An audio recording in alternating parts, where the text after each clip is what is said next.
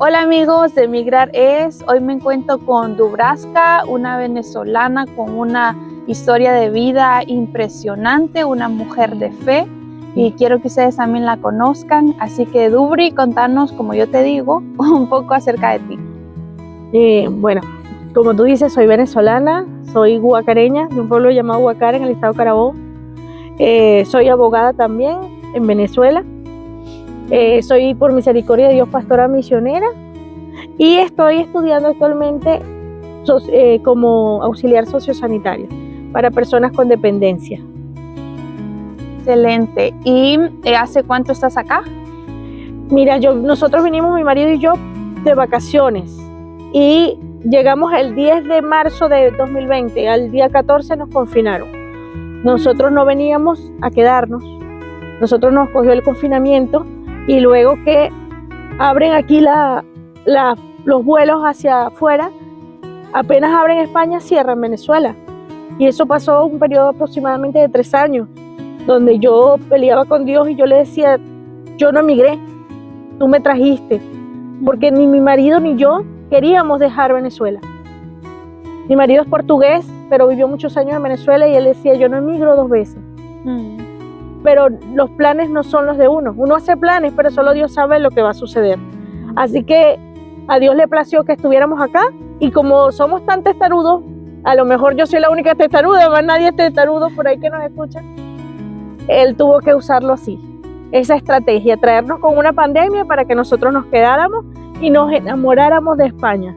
Y ahora somos pues venezolanos. Mi esposo dice, yo soy portugués de nacimiento y venezolano de corazón. Y yo digo, yo soy venezolana de nacimiento y española de corazón. Eso es. Dubri, qué bonito lo que mencionas con respecto a cómo te sientes ahora en España.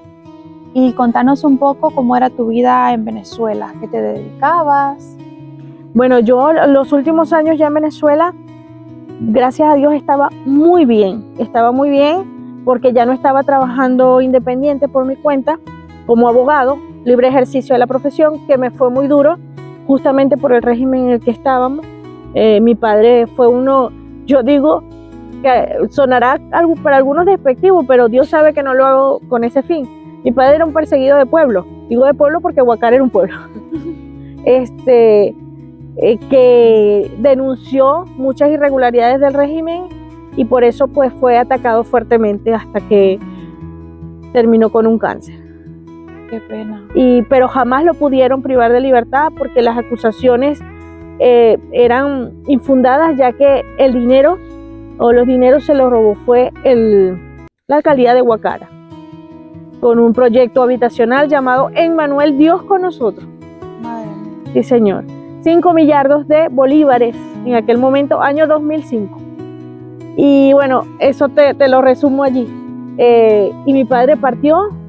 Eran 262 viviendas, se hicieron 62 nada más, mi papá la entregó y luego mi hermano terminó entregando los terrenos porque mi papá no se quedó con nada, porque los dineros pasaban del gobierno nacional de Hugo Rafael Chávez Frías al gobierno municipal de Guacara, al alcalde de ese entonces.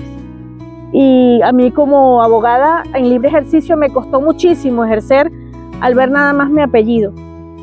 Era inviable llevar un proceso, todo me lo trancaba porque era de la oposición, estaba haciéndole daño al régimen porque estábamos denunciando una verdad, que era que se había perdido el dinero, para no decirlo pues de otra manera más dura. Sin embargo, en los últimos años ejercí muy bien la profesión porque me contrata primero una empresa privada donde ejercí como gerente de toda el área laboral de esa empresa y estaba muy bien económicamente y posicionada como abogado. Y de ahí salgo a donde yo quería estar. Yo soñaba con ser abogado de la iglesia Maranata, Venezuela, que es la iglesia más grande de mi país. Y hasta ahí me llevó Dios.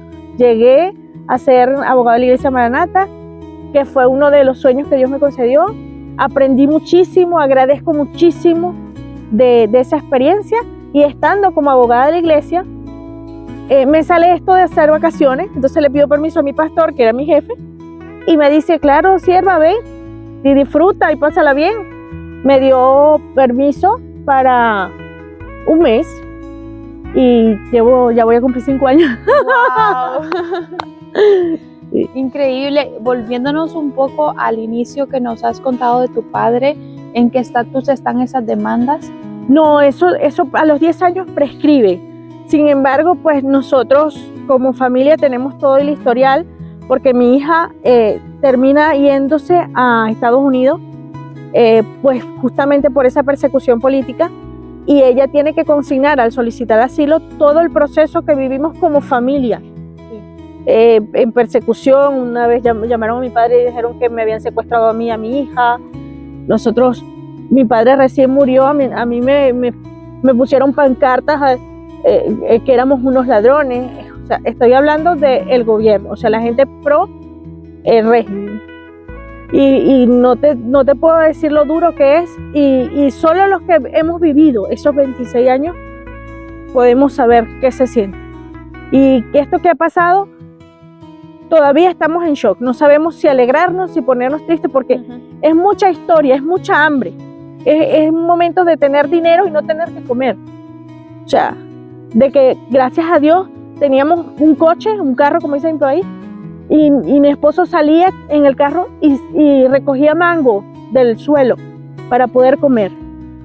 Y esos mangos los metíamos en frascos y los teníamos ahí por días para poder comer, porque no había comida, había dinero, no había comida, había comida y no había dinero. Entonces fue muy, muy fuerte. Solo el que lo vivió lo sabe, lo que pasó en Venezuela.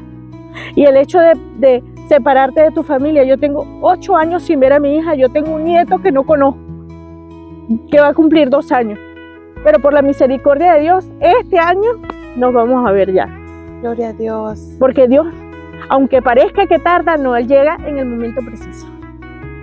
Sí, porque ya se tiene la nacionalidad, ¿no? Sí, ya somos españoles. Y mi hija se casó con un ciudadano norteamericano, mi nieto nació allá, y ella pues también ya es residente de Estados Unidos. Pero 8 años se dicen fácil. Claro. Separarte de un hijo y todas las madres de Venezuela.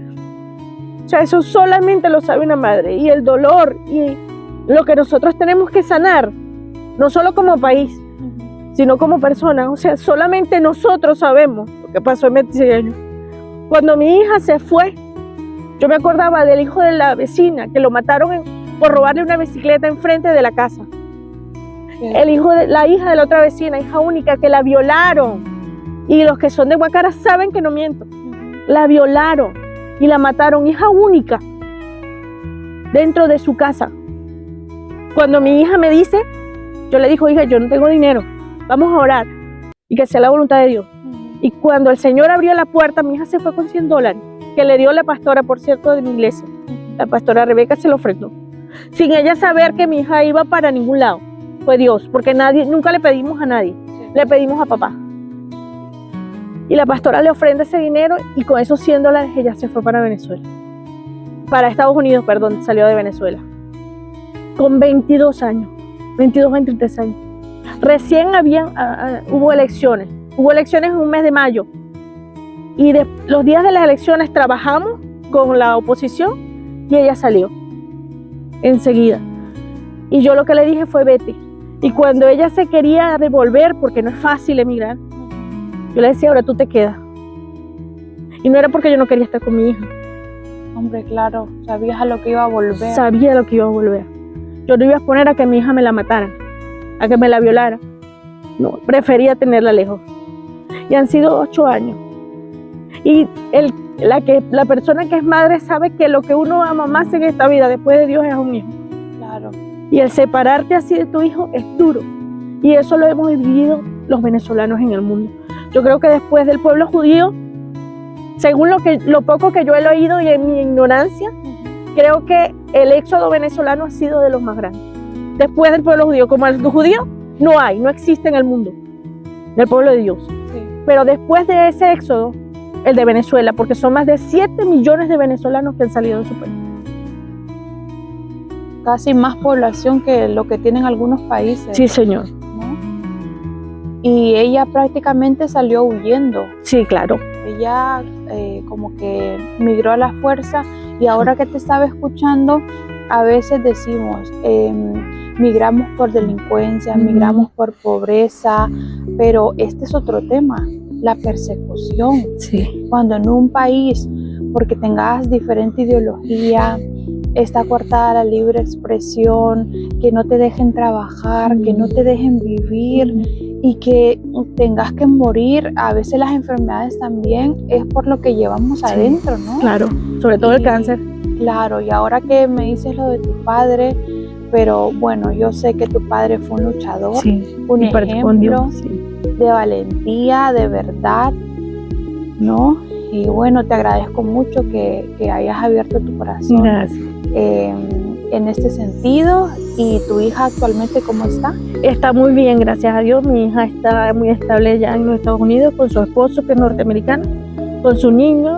Sus suegros son una maravilla, de verdad que, mira, Dios nos ha premiado de todas las maneras posibles. Mi padre dejó ese legado allá en Guacara, que es la urbanización Emmanuel Dios con nosotros, ahí está.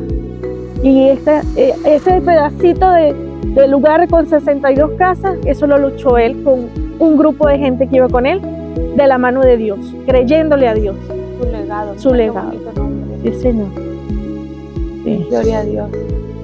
Dubravka, en verdad que ha sido muy duro todo lo que nos has comentado, pero vuelvo a reiterar que eres una mujer demasiado fuerte gracias ¿no? a que es Dios quien te ha dado las fuerzas.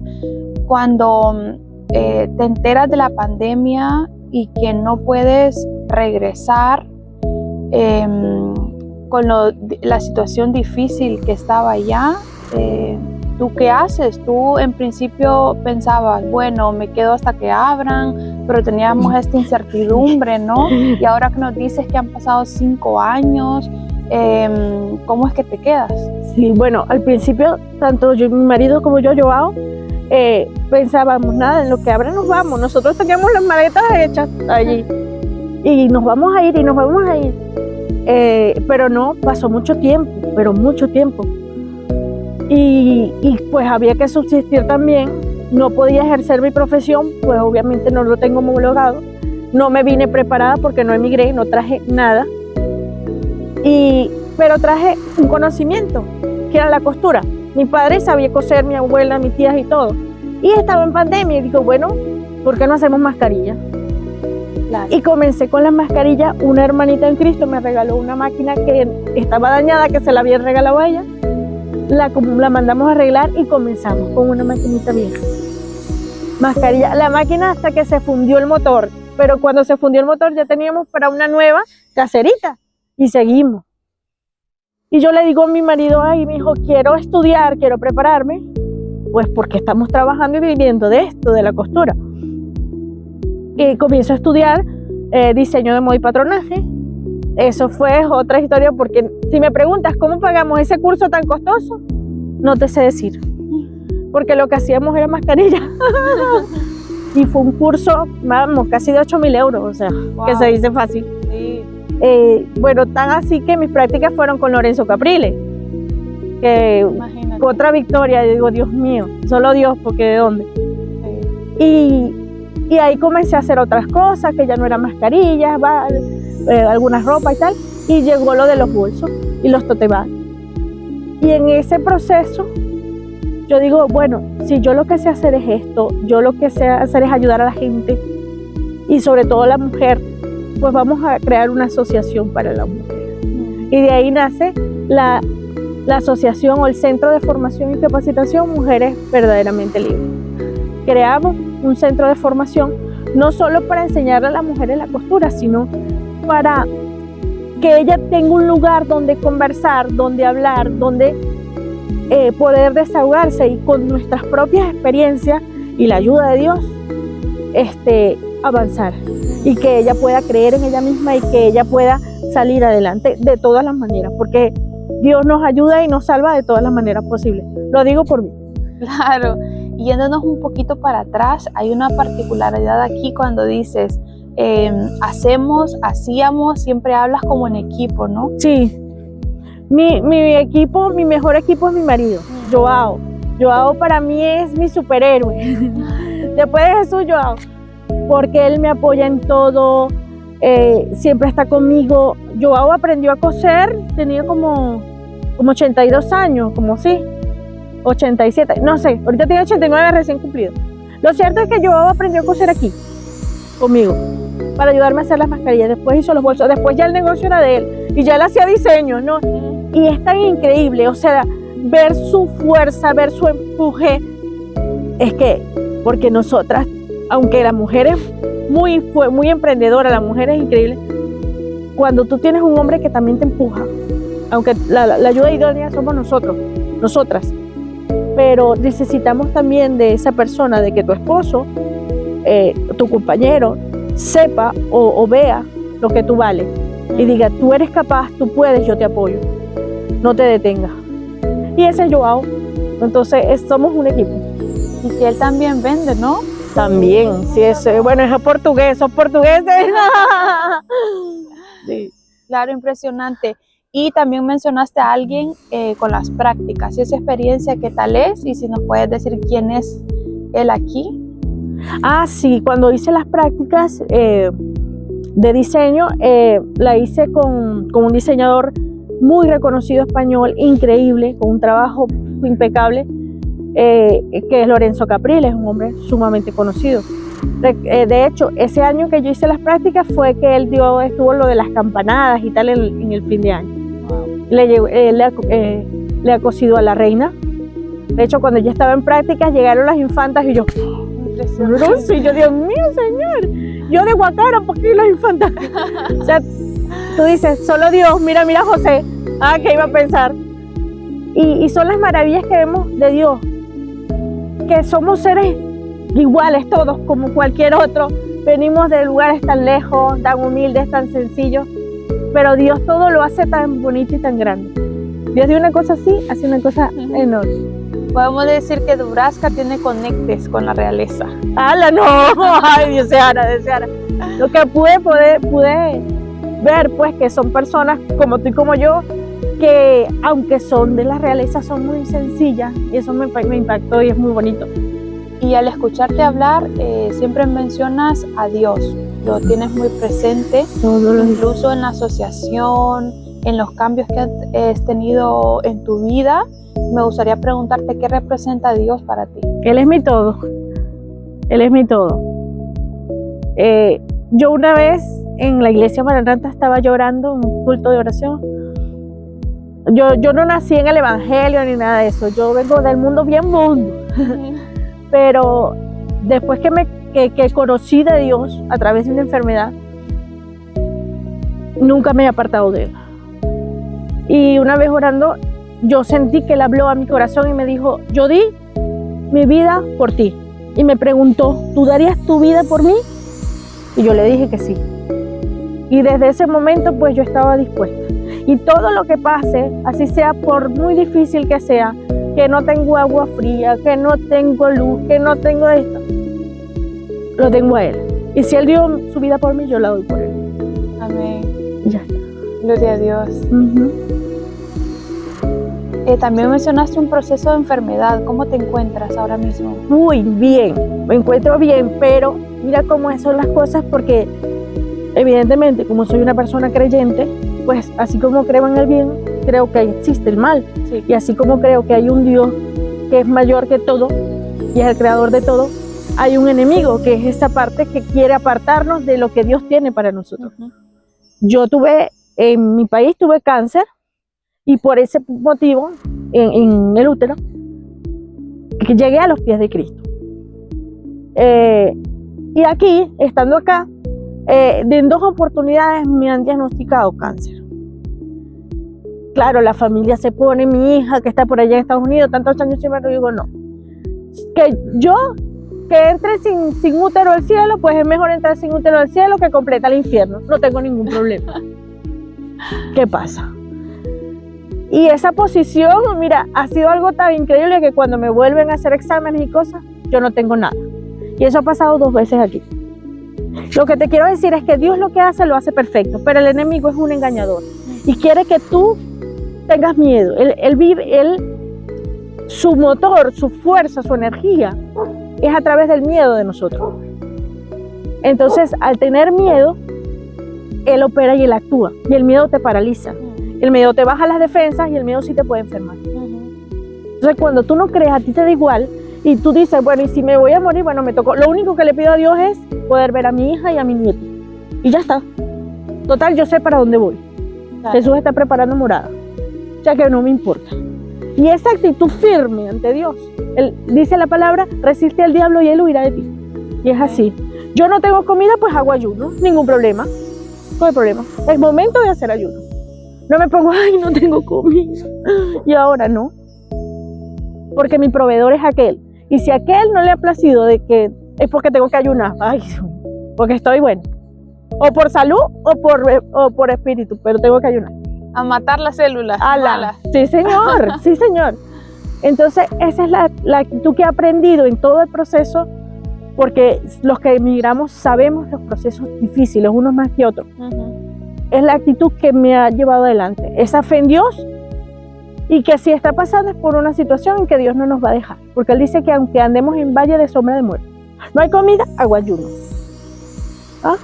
Ay, no tengo agua calentador, ay, una ollita, agüita caliente con una poncherita, ay, me acuerdo de mi pueblo, ahí está, con la y ya está, no pasa nada. Y yo creo que eso es todos los que hemos emigrado y todos los que venimos de esas situaciones difíciles en nuestros países, tenemos esa resiliencia y esa actitud ante la vida. Fantástico. Dubraska, el proceso para formar la asociación en Madrid, nos encontramos en Madrid, creo que no lo había dicho, ¿cómo ha sido? Bueno, la verdad es que fue muy sencillo. A nivel jurídico, pues yo como tengo conocimientos, yo misma redacté el acta, tú la llevas, los aranceles son bastante económicos, tienes bastante apoyo a nivel de ayuntamiento. Aquí esa cultura de asociarse para ayudar es bastante productiva, se mueve mucho, eso está muy bonito. Nosotros dejamos en Venezuela una fundación que se llama FUNPROBIEN, Fundación para la Protección y el Bienestar Familiar. Esa sí costó un poco más porque allá es otra historia. De hecho, cuando nosotros llevamos desde Estados Unidos, desde el ministerio que nos da cobertura, que es de Estados Unidos, the Great Commission of the Chaplain, a Venezuela no podemos hacerlo a través de las organizaciones porque ellos, por el problema que tiene Venezuela, tiene que ser a través de particulares. Es un proceso, porque no permiten, porque lo consideran como ayuda humanitaria y para ellos en Venezuela no había ningún problema. Entonces es bien complicado. Aquí no, aquí es todo lo contrario. Aquí todo fluye muy bien, los organismos te abren las puertas, todo está muy bien esquematizado, todo es online. Excelente, de verdad. Fantástico, me alegro mucho. Dubraska, recordando tu título de abogada, pudiste hacer toda la parte jurídica de la asociación, pero con respecto a ejercer en España, tienes que homologar, ¿verdad? Ese proceso. Correcto. Ya lo empezaste. Lo he querido empezar en varias oportunidades. Y España, de verdad que Dios bendiga a España. España con los venezolanos, hablo de Venezuela porque soy venezolana y es lo que conozco en realidad y en certeza. España con los venezolanos ha sido muy noble, nos ha ayudado mucho y hay universidades españolas que nos permiten homologar a los abogados venezolanos con ciertas condiciones y valorándonos algunas materias que son similares como el derecho romano, por ejemplo. Sin embargo, yo no he podido porque como no emigré, no hice los trámites en Venezuela de legalización y apostilla. Claro. Y al tener la situación que tiene Venezuela o que ha tenido, sin contar lo que pasó ahorita a principios de año, mi hermana, que es mi apoderada allá, ha intentado hacer la apostilla y el mecanismo de corrupción y de tal. Y exacto, nosotros los que estamos fuera nos ven como apátridas. Nosotros sí. Y no he podido por esa situación. Esperamos que con todo lo que está pasando, pues ya nosotros podamos tener otras opciones, porque evidentemente, aunque me encanta el trabajo que estoy haciendo y creo que lo voy a hacer hasta que pueda, hasta que me dé mi cuerpo a hacerlo, no lo voy a dejar, porque es servicio más que trabajo de servicio a Dios. Es claro que quiero homologar mi título como lo hacía en Venezuela para ayudar a otros, porque yo trabajaba en una iglesia y mucho hicimos, cosas buenas, de verdad. Lo mejor es verlo así, ¿no? En cada, son sectores totalmente diferentes lo que te han tocado, Sí. ¿no? Desde oficios y verlo de esa manera, como de bendición. También nos contabas que ya tienes la nacionalidad y el proceso para regularizarte y llegar ya como la culminación que todos los migrantes es nuestra meta. ¿Cómo ha sido? Uy, maravilloso, porque como te digo, la manera en que España nos abrió las puertas a los venezolanos con la residencia por razones humanitarias. A mí me deniegan el asilo por razones políticas, pero me dan la residencia por razones humanitarias. Y nosotros los venezolanos, al tener 2 años con esa residencia, podemos optar por la nacionalidad, presentando la prueba de Cervantes y cumpliendo con los requisitos sin tener antecedentes penales, o sea, todo lo que conlleva. Y 2 años nada más para ser ciudadano español. Es un regalo. De verdad que es una bendición de Dios. Sí. Y bueno, yo tuve ese privilegio. Y por ese privilegio voy a poder ir a los Estados Unidos a ver a mi hija y a conocer a mi nieta. Eso me alegra muchísimo. Sí. Algo también que me llama muchísimo la atención, que cuando nosotros conocemos o escuchamos de alguien con el título de pastora, nos imaginamos a alguien con una iglesia. Pero yo creo que no, si es que eres la única que yo conozco que sigue sirviendo donde está. A todas las personas o sea, te volvés una pastora, lo que tiene que ser, no como el oficio de pastor antes, de cuidar, de proteger, de alimentar a las personas sin un espacio físico. Yo creo que somos llamados a eso, ¿no? Sí, yo he meditado mucho en la palabra y tomé mucho del libro de los Hechos. En el libro de los Hechos de los Apóstoles tú ves que ellos predicaban así y Jesús fue el que nos dio mejor el ejemplo. Jesús muy poco predicó en la sinagoga. Jesús se iba a los montes, se iba a las casas. Tienes a Priscila y Aquila que en su casa lo hacían. Y ese es el modelo que Dios a mí, la estrategia que me ha dado estos 5 años que he estado aquí como pastora misionera, de hacerlo de esa manera. Yo voy a las casas. ¿Por qué? Porque cada casa tiene que ser un altar. Porque ahí hay un sacerdote que es el esposo. Y él es el que tiene que ser el sacerdote de su hogar, no el pastor en la iglesia, porque vemos personas que cantan como ángeles y viven como demonios. Entonces en la iglesia somos así y en la casa nos estamos matando. Y eso no es el evangelio de Jesús. Entonces el evangelio de Jesús tiene que ir a la casa, desde adentro. Y es lo que he entendido.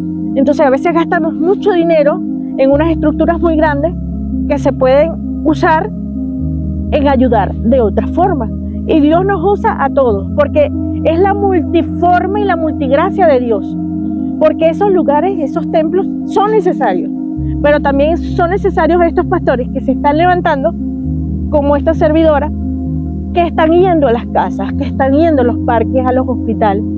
Es un mover de Dios, porque en los últimos tiempos va a haber un mover muy grande de Dios, porque tiene que haber un remanente de salvación grande, porque Cristo viene pronto. Amén. Entonces Dios va a usar todas las estrategias. Iglesias grandes, pequeñas, pastores de parques, de casa, todas las estrategias, para que nadie se quede sin conocer la palabra de Dios. Amén. También nos comentabas que en Venezuela hay una asociación, en España es como que tú la hayas internacionalizado. No, en Venezuela hay una fundación. ¿Qué sucede? Que para crear una fundación acá, económicamente es bastante costoso.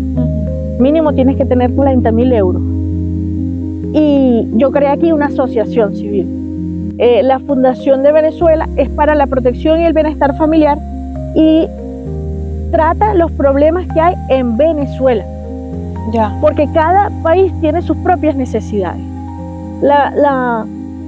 El problema de Venezuela como tal es el núcleo de la familia, protección y bienestar. Las madres son las que crían a los hijos solos. Los hombres generalmente se van con otra, qué sé yo, y la mujer queda sola. Entonces tratar de trabajar ese núcleo y unir familia. Acá la mujer ahora, o sea, la mujer pasó de un extremo de que no podía ni siquiera tener una cuenta en el banco, porque si no, el hombre no no le daba aprobación, ahora al otro extremo de que... Gracias por acompañarnos en la primera parte de la entrevista. En la segunda, Dubraska nos comparte acerca del feminismo, trabajo, estudios y de cómo Dios transformó su vida. Te esperamos.